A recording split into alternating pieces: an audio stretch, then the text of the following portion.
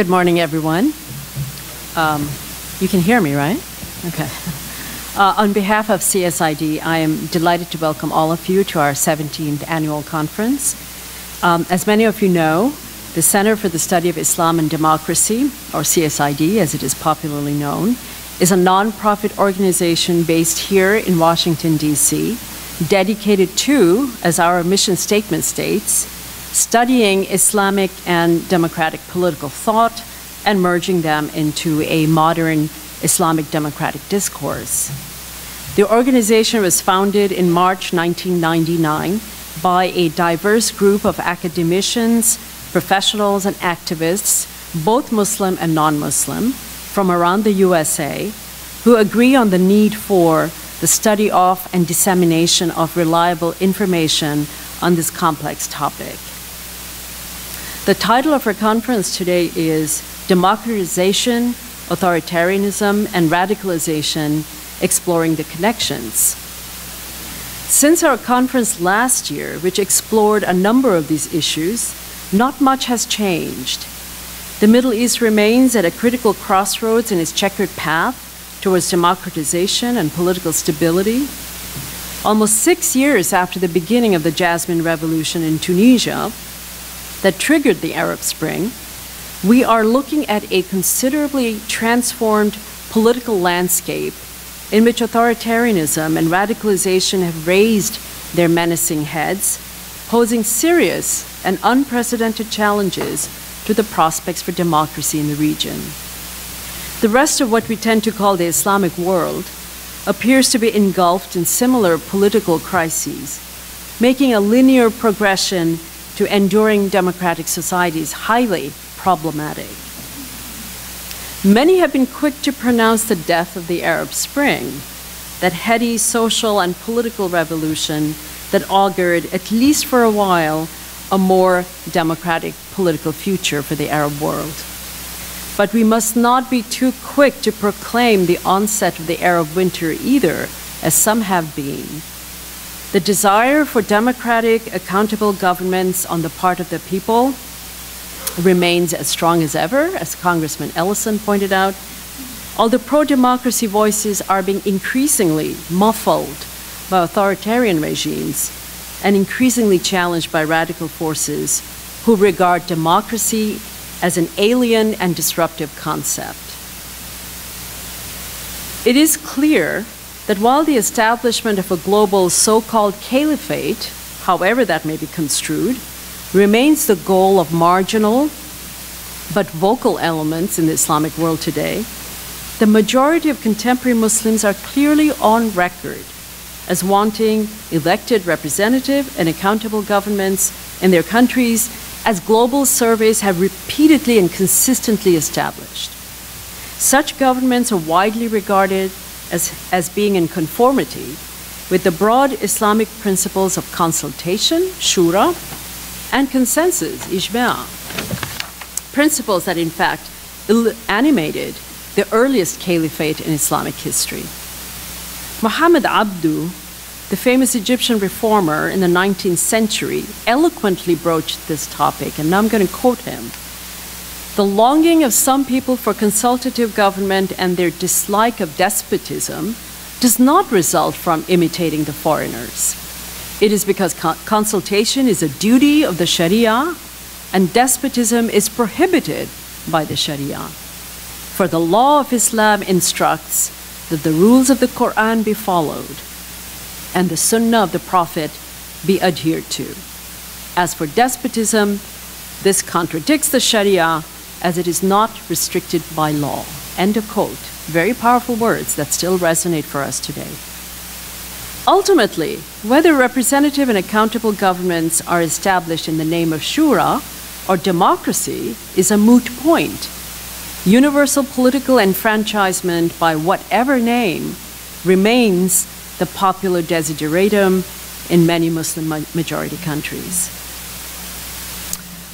We have a treat in store for you today as we explore the fraught connections between democracy, authoritarianism, and radicalization. And here I want to acknowledge the efforts of my co-chair of the planning committee, Professor Tamara's son, who was a key player in helping to assemble the program for today.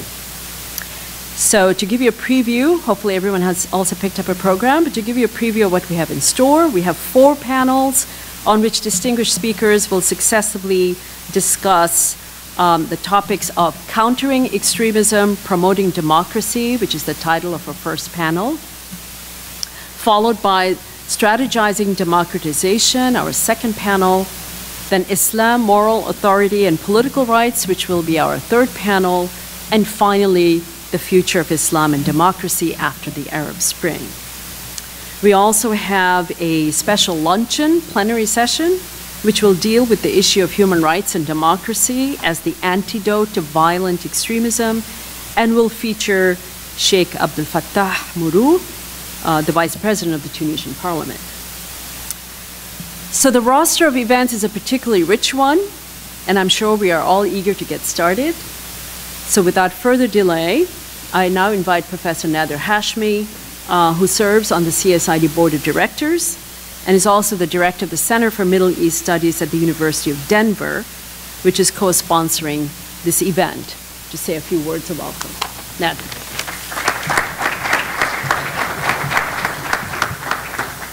Well, welcome everyone. I'm the director of the Center for Middle East Studies at the University of Denver, and we're thrilled to be partnering with the Center for the Study of Islam and Democracy here in Washington, D.C. The agendas of both of our organizations actually overlap. Our center was established about 3 years ago to promote the study of Islam, Muslim societies, and democracy. And we really were inspired by the work that Ridwan and his team has been doing in this city for many years. Now, of course, we meet today to discuss the connections between authoritarianism, democratization, and radicalization, and we're doing so at a very difficult and dark moment. The prognosis for the region, Tunisia and Indonesia on the periphery, exceptions, but everywhere in between, is very dark, and the prospects are bleak. The second biggest challenge that we're facing, for those of us who are deeply committed to the question of democracy and human rights, is that here in Washington, no one really wants to have that conversation. There is this authoritarian, nostalgic moment. If we can only go back to the good old days of the authoritarian dictators, perhaps that was a better world. And so part of the challenge that we have today in this conference is to not only establish the connections between democracy, authoritarianism, and radicalization, but to try and think about ways in which we can make these arguments more relevant to policymakers in this city and in other Western capitals. And of course, we are doing so in the context of a US presidential debate, which you are all aware of. And if you follow what the candidates are saying on this topic of democracy and authoritarianism, the range of the debate in the US presidential election ranges on the extreme right, Ted Cruz, who said there is one Muslim leader that we need to embrace as a model, as a friend of the United States, and his name is General Abdel Fattah el-Sisi. And then on the left wing of the spectrum, there is Bernie Sanders, who has said that there is a hero in the region that we need to embrace. He's a model, he's a friend, and his name is King Abdullah of Jordan. And that's the range of the debate here in the policy community in the United States. And that just highlights the challenge that lies before us going forward in terms of our deliberations, in terms of our debates, in terms of trying to sort of make these ideas relevant to the policy community. So we have a number of excellent presentations and papers. We have a full agenda, and we all look forward to your comments, to your questions, to your constructive criticisms as we go forward over the course of today's meetings and paper presentations. Thank you all for coming. Look forward to chatting with you over the course of the next few hours.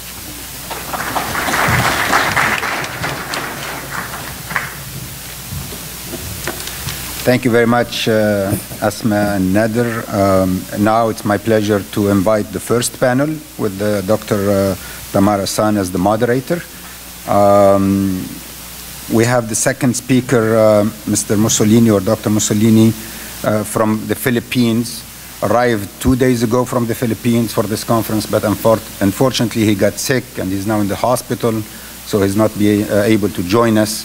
But we asked Dr. Nader to step in. He will present the paper instead of Dr. Mussolini for this first panel. Please pray for Dr. Mussolini's quick recovery.